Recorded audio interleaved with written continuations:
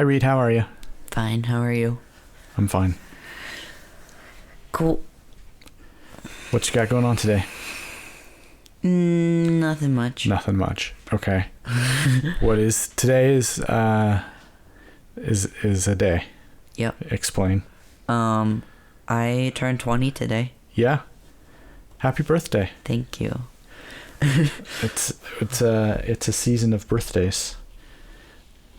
Is it? Mom. Well, yeah. You know, your mother just turned 50. Another. Okay, I wasn't gonna say. But Oh, I didn't. Okay. I don't think it's a secret, but I wasn't gonna make a big deal of it. Okay.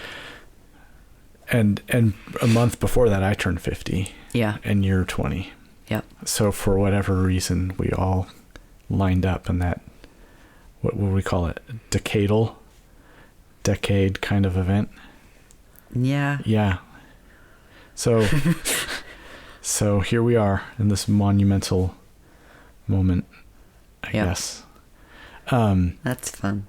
And also you've got I like to phrase it this way. You've got a court date. Yeah. In an hour and a half. Yeah. Yeah. That's a big day. Mm-hmm. It's kind of fun just letting it hang there. Like, oh, you have a court date. You want to explain that? Well, I've got a lawyer and I need to go before a judge and they're going to ask me questions. Yeah. And I'm nervous about it. Yeah. But I asked for it, so it's fine. Okay. Do you want to explain more? You want to just let the listener try to imagine what criminal history you might have? I don't know. Yeah. Well, anyway, it'll be a big day. Yeah. Yeah. Write in with your theories. Yeah. Or maybe I'll put in the program notes. Because by the time this is posted, then the outcome of that hearing will have been determined. Mm-hmm. Yeah, well, right then and there, that's kind of what I was imagining. I think so. I think I get, the judge will sign off on my paperwork. Yeah. For my transfer to federal prison. No. And then, no, I'm getting my name and gender marker hopefully changed. So. On your birth certificate. On my birth certificate. So. That's a big deal. Yeah. And then we'll go out for sushi for dinner. Yeah. And have cake and ice cream. And have cake. Kind of nice that it all lined up that way, I think. Yeah. You didn't plan it that way. They just kind of... No, they just said, here is your court date. Show up. And I said, okay. Okay. Happy 20th birthday. Yeah. And I was like, I'll already have the day off of work then. Yeah. Hopefully. And then... Everything just kind of goes together. Yeah. So, yeah, we won't talk about feelings, but I can tell you're nervous. I'm fine. Yeah. Good. That's the spirit. Nice. In case the judge has any question about you being a Johnston boy. Yeah. That will settle it. Keep all my feelings right here. Yep. And then one day I'll die. Right. Whose line is that? John Mulaney. Oh, yeah. Yeah. That guy. Oh, we could do a review of John Mulaney sometime. That'd be fun. Yeah. Okay, so a few program notes. Oh, good luck, by the way. Oh, thank you. I think it'll go just fine. Yeah. We'll be there right behind you. Yeah. It's a lot of yes or no questions. Are you a sex offender? No. Good answer. And then, are you changing this for any fraudulent reasons? No. Good answer. And so, yeah. Yeah, it should be straightforward. I don't know how many people they catch out with that. Yeah, I don't really understand, if I impersonate someone of a different... If I go to all of this trouble, then maybe I don't know, what's the criminal ring? But maybe that's just borne out in some general fear that people have of people being different. Yep. Okay. Well, we'll have updates. Yeah. Hey, so I have a couple of things I want to say. Okay. Do they have feelings? No. Okay, good. No. Well, kind of. Oh. I mean, I want to make a public apology. Why? Well, so last time I asked you about your favorite fruit, and I think you said blueberry and strawberry. Yeah, it was a hard question. Yeah. Yeah, and I only ask the hard questions. and I came down on you very critically of your answer on blueberries and strawberries. Yeah. And you didn't deserve that. Thank you. I mean, maybe you could have come up with another answer, but blueberries and strawberries, if those are your favorite fruits, that's fine. What are your favorite fruits? Peach. A fresh peach off of the tree. Why? It's delicious. There's nothing finer than a fresh peach off the tree. I don't know if that's a good reason, but okay. Okay. Touche. And I made a note here too. Uh-huh. You asked me my favorite chemical element and why. Mm-hmm. And I forgot the most important reason why. Why? So my answer was mercury. Yeah. And the reason I like it especially is because its emission spectrum, the color that it glows when its gas is under an electric potential, high voltage. Yeah. It glows this bright kind of electric blue. Ooh. It's very pretty. It matches the bow tie I wore as a ring bearer when I was 5 at someone's wedding that I don't remember. And the colors that make up that blue, none of them are blue. Oh, cool. There's an orange and a lime green and a purple, I think. So it's like, I just really like that emission spectrum. That's cool. And it happens to be of mercury, and mercury's cool too. So there's my amendments to to our previous episode. Good job. Thanks. Did you have any amendments you wanted to make, or any other comments or updates? I don't think so. How's the coffee shop learning new revelations or other things you want to let the world in on? It's good. Awesome. Yeah. I get to make myself coffee every day. That's pretty good. And make other people coffee, which is fun. And great conversation. About the weather. Yeah. I really, really enjoy your descriptions of people's conversations about the weather or the price of gas. Yeah. Well, it's like, I don't know. It's like they think that they're like coming up with this new found idea when it's 97 degrees outside and they're like, geez, it's hot. Yup. Yep. That's what people are like. And then they get a hot latte. Yeah. They're just weird that way. Yeah. Huh. Cause it's just so comforting, and gee, I just can't help myself, cause it just tastes so much better than an iced drink, and Yeah. Well, and you just serve them with a smile, and yeah. It charges the exact same amount, so. Yeah. Yeah. Yeah. Iced is easier to make, but that's fine. Doesn't matter. Yeah. Well, only by like 2%. You have a very good coffee barista demeanor. Thank you. I've found. I've appreciated when I've seen you there behind the counter. Yeah.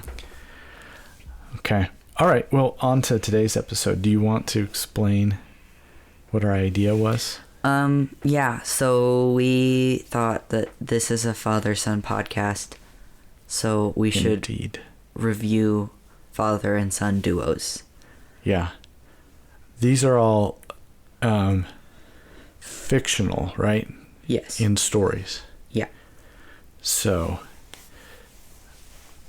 I imagine this, we had a moment of what we thought was brilliance.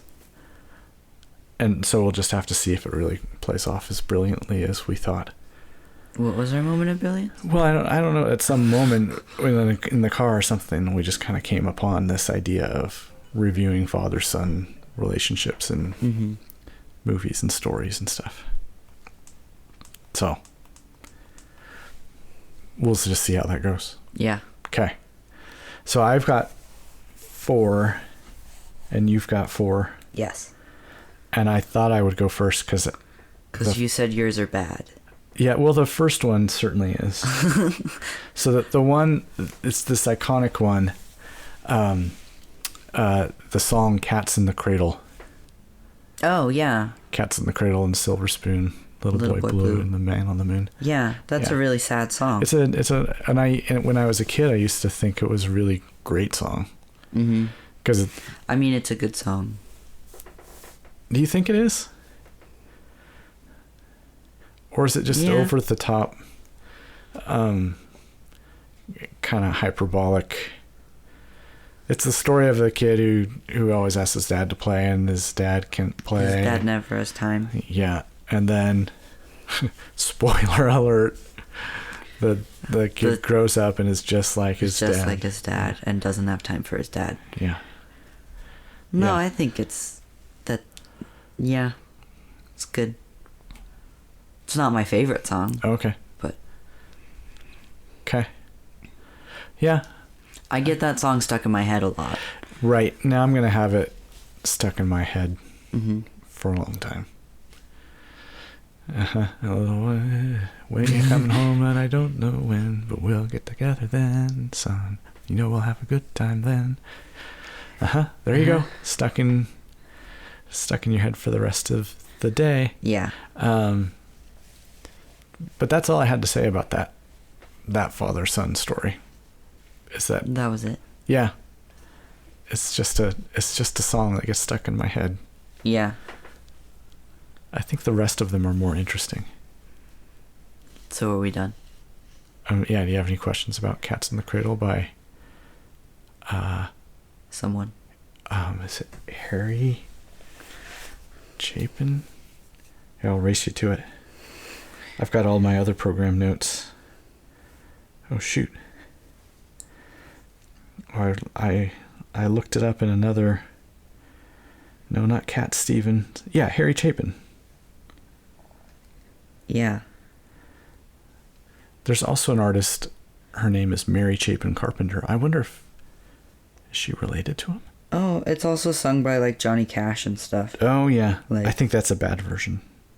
You don't like Johnny Cash? Oh, I love Johnny Cash. But Johnny Cash doesn't need to cover other people's songs. People should cover Johnny Cash's songs. Yeah. That's just my feeling. Oh, we don't have We don't. That's my opinion. Okay. Okay.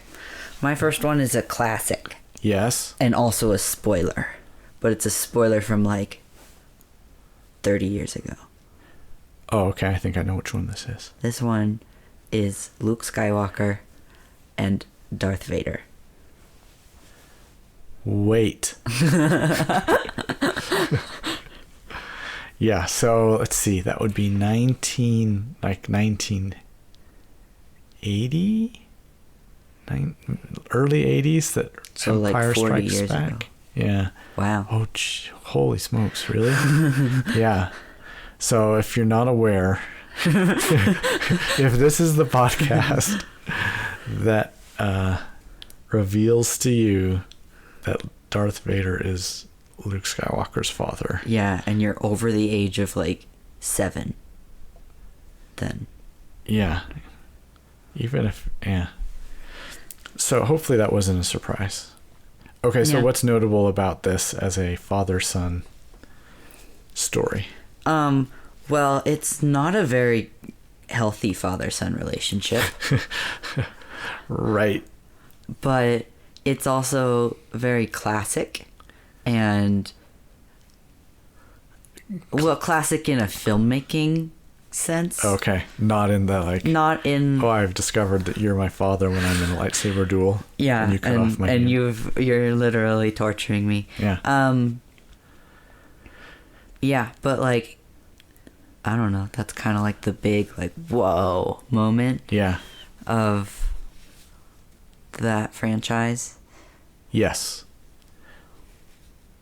Yeah, I remember seeing that and being all surprised. Of course, I was like 10, but Yeah.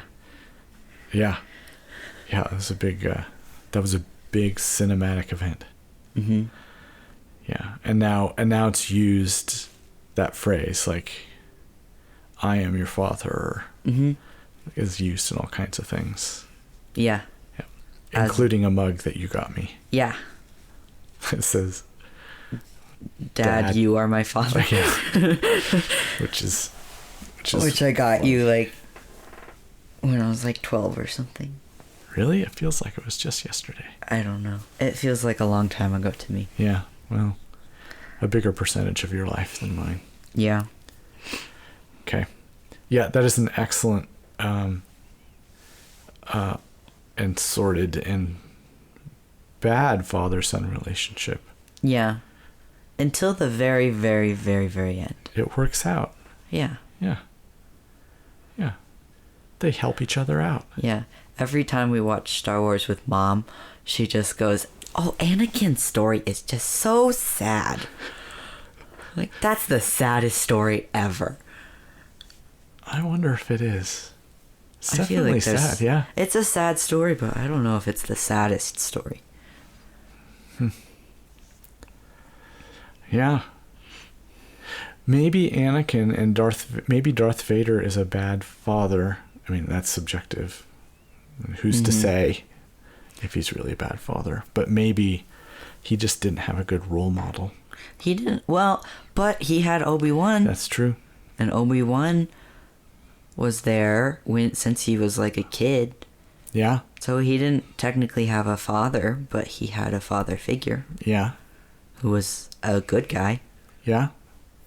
I can't argue with that. Yeah. Oh, so... Huh. But then also, he kills his father figure, so... Also not a great relationship. Right, so there's some... Maybe counseling would be in order. Mm-hmm.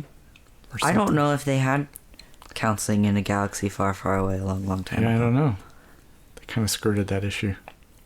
Yeah.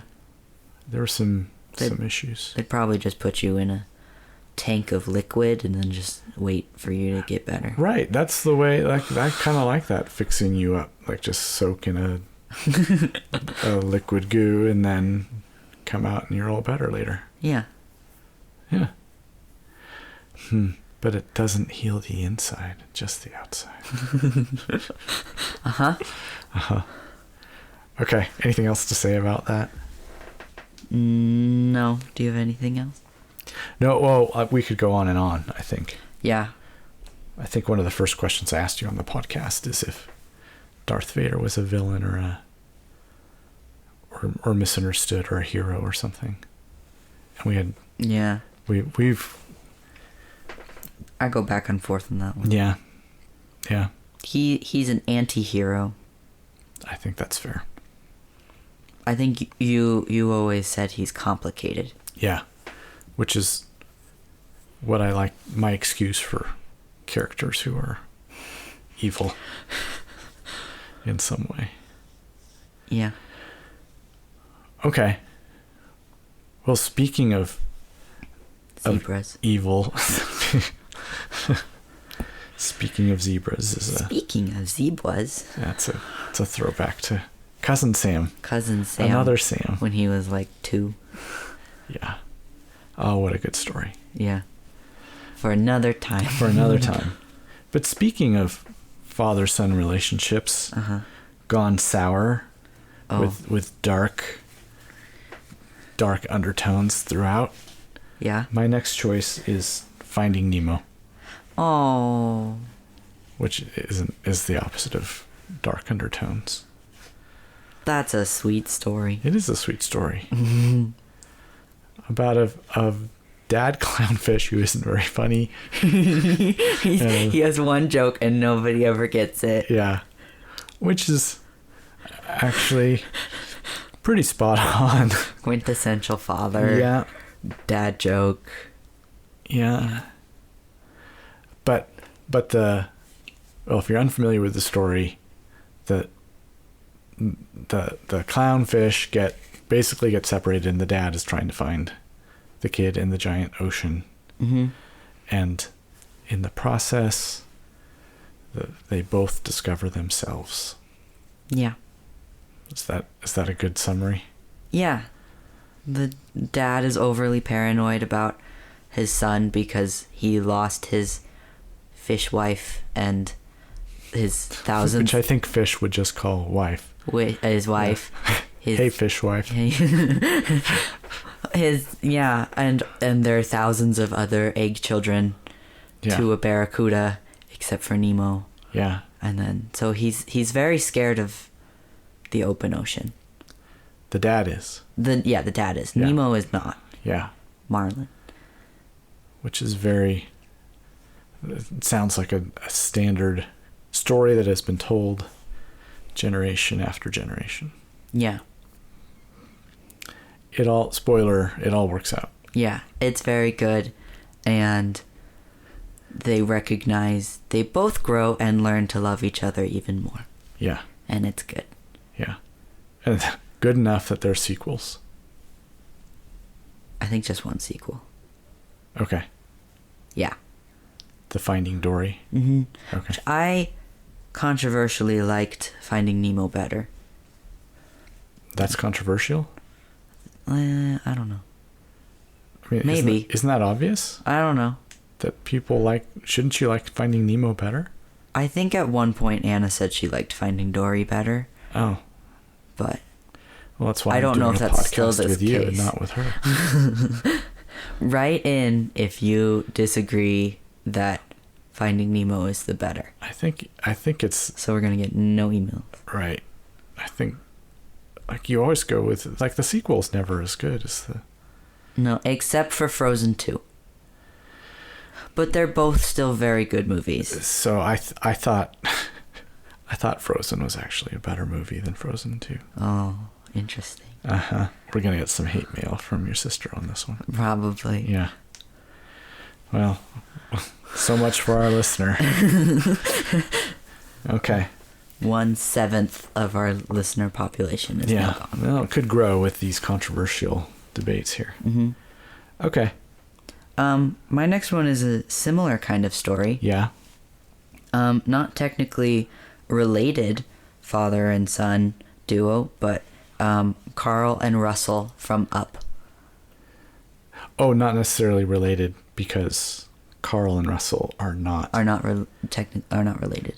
Yeah. By blood. So how did you come to this idea that they should be part of your father-son picks for episode 15? Well, it's a old man and a young boy. Sure, so you can relate to it. No, yeah, but it's like a caretaker figure because they're lost. Well, they're stuck in South America together. Uh-huh. And they gotta figure out a way to get back. And then Carl, the old man, also learns how to sacrifice his old life and learn to love this new little kid and move on the loss of his Ellie. Yeah. It's a very cute story. Yeah. And he himself was never a biological father. Oh, yeah, and I'm flashing back to the lead up in this story. Yeah. He and his wife couldn't have children. Yep. And Russell also doesn't have a dad. Or right. he did have a dad, but then... It's kind of an absent father. It's an absent figure. Yep. So... every once in a while, I just flash on a scene there and I think, I need to watch that movie again. It's a good movie. Yeah. Have you watched it recently? I showed it to my roommate last summer. Oh, that's I think. right. Because she had never seen it. This is the saddest thing ever. When we were starting off, the opening 10 minutes or something, She was like, I thought you guys said that this was a happy movie. I was like, yeah, just as a whole, it's a happy movie, not the individual parts. Right, especially the opening setup. Yeah. And she if you still have a doesn't. heart. She doesn't really love that movie, Oh. but I love that movie, so that's Yeah. okay. Well, maybe we'll watch that. Maybe for your birthday. Yeah, Wouldn't that be a great one? that's a good one. Yeah. Well, since we're having sushi, we can't really watch Finding Nemo. Oh, we're not having clownfish. Can see if it's. I doubt that's on the menu. Huh? Probably not. Bony. Ew. I wonder if clownfish have funny bones. They don't have arms. Yeah, it was a joke. Yeah. Yeah. Okay. I think I'm wondering, because I was noticing this in my all of my picks, that I don't know why this is, and I don't know if this will bear out in your picks too, but the mom in each of these relationships is dead. Oh. Oh, my next one isn't. Okay. My next two are... No, my last two don't... They both have living moms. Okay. Because I realized, besides, I don't know where the mom is in the Cats in the Cradle song, but... she's not mentioned. Right. So, but Finding Nemo, the mom dies. Mm-hmm. And the other two... Yeah, the mom died in childbirth, or actually in one of them more tragically, but Yeah. early in the kid's life. So apparently, like, to have the classic trope for a father-son relationship is to, like, kill off the mom at the beginning of the story, or before the or beginning not of the have story. her in the story very much or something. Yeah, that's kind of a weird It's interesting. commentary, or why do... Yeah, that's weird. Yeah. So, I guess that could be improved upon. Yeah. That father's only present if the mom is It's dead. not. Yeah. So my next one is the father-son in Cormac McCarthy's The Road. I haven't read that yet. Yeah, we've talked about it. Yeah. I think when we were talking about doing book reviews, maybe that's what kind of instigated the idea of doing father-son. It's the charming story of A walk. of a long walk across the post-apocalyptic landscape of North America. Father and son trying to avoid cannibals and other characters that would do harm. Yeah, as you do. Yeah, and trying to find some better life. Yeah. And the father trying to protect his son the whole long walk. That's good. Yeah, and they have to scavenge for food and, avoid the cannibals and avoid other unsavory characters. Yeah. I'd tell you how it ends, but then it would spoil it. This is one I don't want to spoil. Okay. Yeah, I keep meaning to read it, but I keep meaning to read a lot of things. Yeah, me too. So. It's not a pleasant read, but it's not, it's hard to put down. I don't read a lot of pleasant books. Right. Yeah, I think you genuinely like this one. Okay. And it's a fast read. I like that. It's, Cormac McCarthy is hard to read. And everything else I've read of him. But this is actually easy reading. I don't know how he switched it up like this. So, yeah. Father-son walk. And my favorite scene, or my most memorable scene, is them scavenging, I think, through an old pantry or supermarket, and the dad finds an old can of Coca-Cola. And the kid gets to taste, some flat, tepid Coca-Cola for the first time, and it's like this an amazing experience. Oh. Yeah. But also there's cannibals. Yeah. That's fun. Yeah. Yeah, fun outing for the father-son. Yeah. Okay, what's your next one? My next one is George and Peter Bailey from It's a Wonderful Life. Oh. Yeah. Why did you pick this one? Well, I used to hate that movie. Okay. Because I didn't get it, and now I love that movie. We watch it at Christmas time. Yep. And, yeah, it's a good story about, expectations and love and money. Right, but most of the movie, we think of It's a Wonderful Life, and you think it's all about George Bailey. Yeah. But you're pointing out that it's Peter Bailey may be the hero of the whole thing. Yeah, well, Peter Bailey started the building and loan company, and George never wanted to do that, but ends up kind of having to in order to kind of save the town from a horrible man. Right. And yeah, like greatly respects his dad, but then also like doesn't really want to do his work, but ends up doing it because of his admiration for his father's business and stuff like that. Right. So. And the character that's summed up in what Peter Bailey does. Mm-hmm. Yeah. Yeah. Yeah. It took me... I think I didn't really appreciate the Peter Bailey character until... Yeah. Well, he's only in it like 2 scenes or something. Yeah. Because he is gone. Yeah. But the mom is not gone.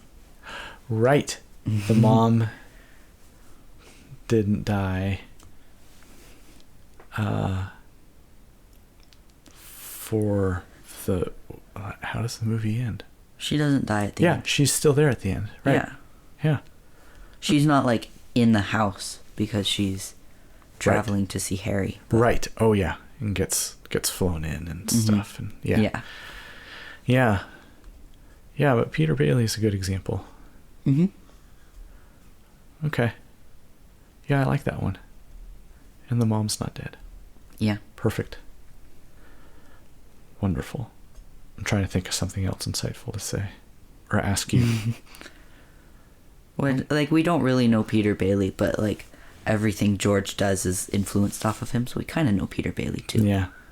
Well, that's a good legacy for Peter Bailey to have. Mm-hmm. Okay. So my next one is... Oh, and the final one for me. Yeah. Is, and I mentioned this in the last episode when you asked me about my favorite Roald Dahl book, is Danny, Champion of the World. Yeah.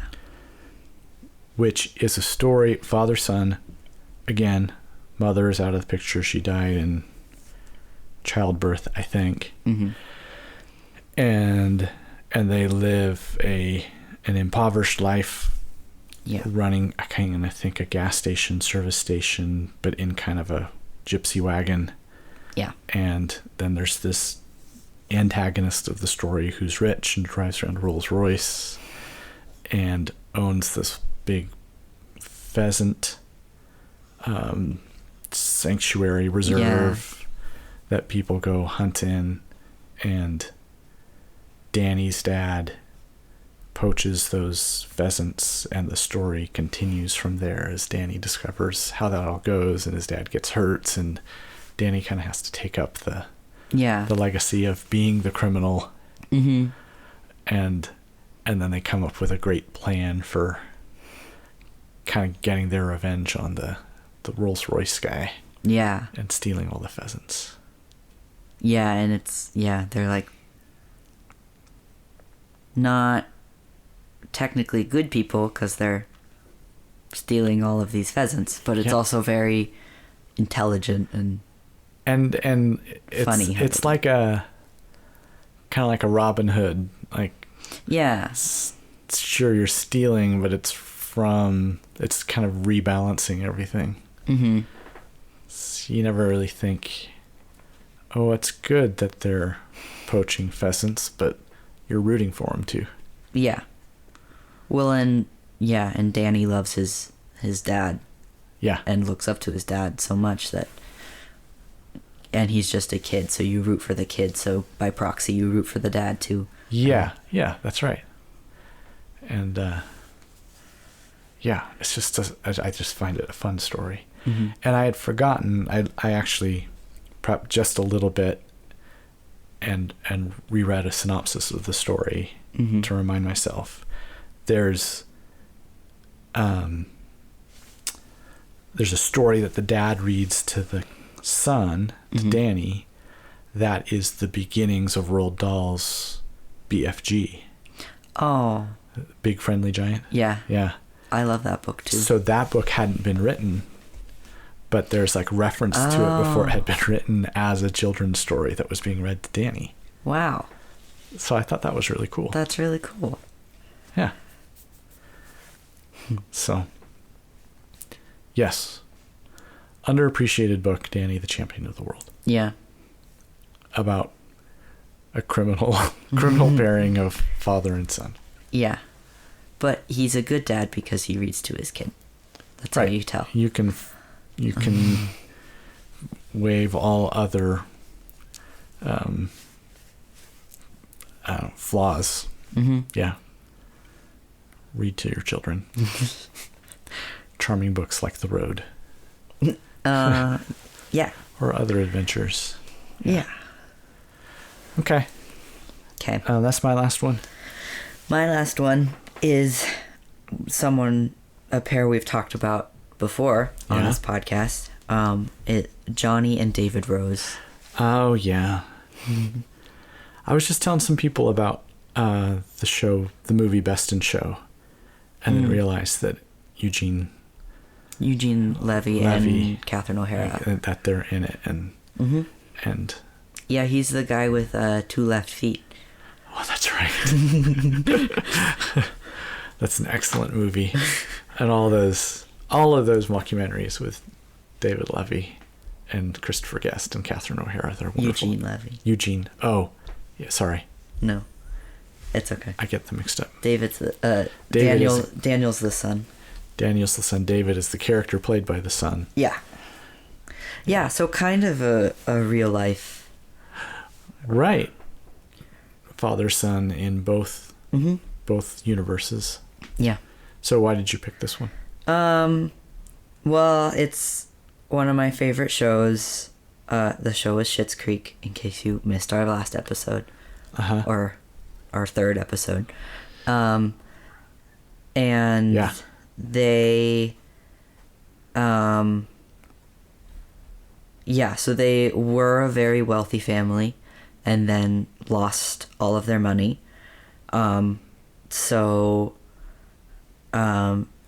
It's kind of, yeah, like they as a family are learning how to deal with changes in their life and not from going from having everything to going to having nothing, but then also especially the dad's part, Johnny, learning that he did really miss out on a lot of his kids' lives and like wanting to have more stuff to do with them and stuff, and so started off as a not great relationship and then still has a rocky road, but then grows into It's like a functioning relationship. Yeah, well, and in a really good relationship in the grand scheme of relationships, and as that show develops. Yeah, like going from wanting to get away from each other to being sad about leaving each other. Right. Yeah, and lots of things in between. Mm-hmm. It's like the song "Cats in the Cradle," but with a good ending. Yeah. It's not exactly It's like that. not at really all, like that. But that just flashed in my head as you were talking about the start of that relationship. Yeah. And as they seem like genuinely I hope it's true that they seem like genuinely good people who are kind to each other and kind to lots of other people in general. Yeah. Like they just seem that's that my way. impression. Yeah. Especially, well, I think both of them. Mm-hmm. But Daniel Levy is more on the social medias. Yeah. Yeah, I follow him on Instagram. Yeah. And yeah, he's good on I've heard of it. Yeah. Yeah, and I also think like Johnny and David don't have a very conventional relationship of like typical father and son stuff. But like they're no George and Peter Bailey. No. Or Luke and Anakin. Oh, yeah. But like yeah, they're more individual characters before a duo, and then they become more of a duo while still being individual characters. Yeah. If that makes sense. Yeah. They're very different people. Yeah. Yeah. I can't see... Well, that's not true. So I was going to say, I can't see David following in his dad's footsteps to take over the building and loan. But in a way, kind of does that. Like starting Rose Apothecary. Yeah, he continues the Rose Empire kind of thing. Yeah. Yeah. So maybe it is a similar kind of story. Mm-hmm. Yeah. And also the mom is alive. Yes. What a great twist on father-son relationships, that the mom can still be alive. And present. Yeah. And like have a relationship with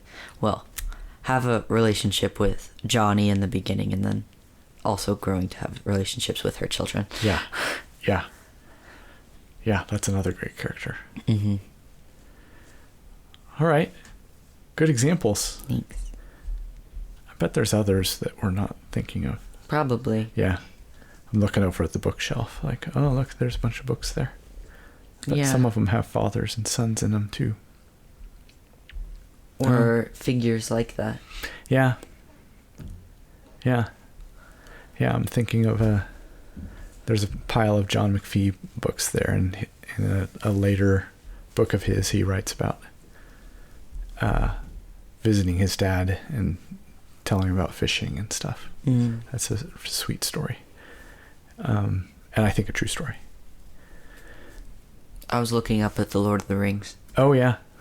Yeah, we had mentioned that as a possible fatherly kind of relationship between... Well, who did you have in mind? I was thinking Bilbo and Frodo. Yeah. Who is...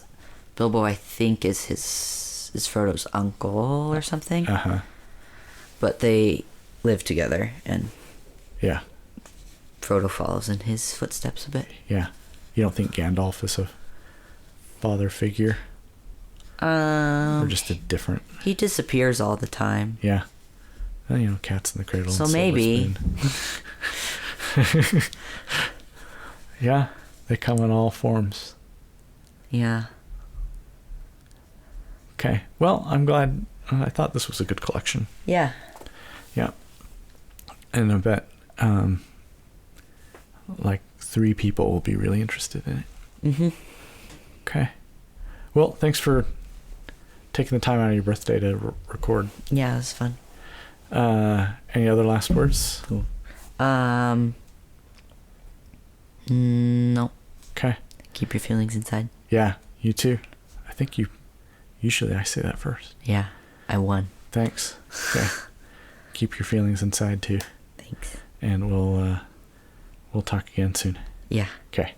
Bye. Bye-bye.